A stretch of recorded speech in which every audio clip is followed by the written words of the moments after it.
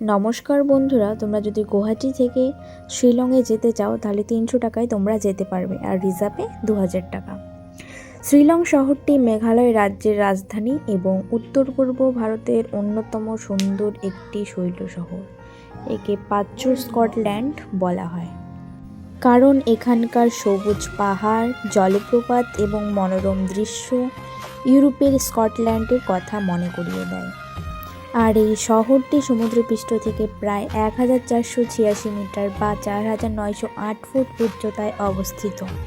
আর তোমরা যারা ভ্রমণ করার জন্য সেরা সময় খুঁজছো তাদের জন্য সাধারণত ডিসেম্বর থেকে মার্চ দক্ষিণ পশ্চিম ও পাহাড়ি অঞ্চলের জন্য, এবং এপ্রিল থেকে সেপ্টেম্বর উত্তর ও পূর্ব উপকূলের জন্য শ্রীলঙ্কা ভ্রমণের সেরা সময়। তো ভিডিওটি সম্পূর্ণ তোমাদের সামনে তুলে ধরতে পারিনি, যেতটুকু পেরেছি আশা করি তোমাদের খুব ভালো লাগবে।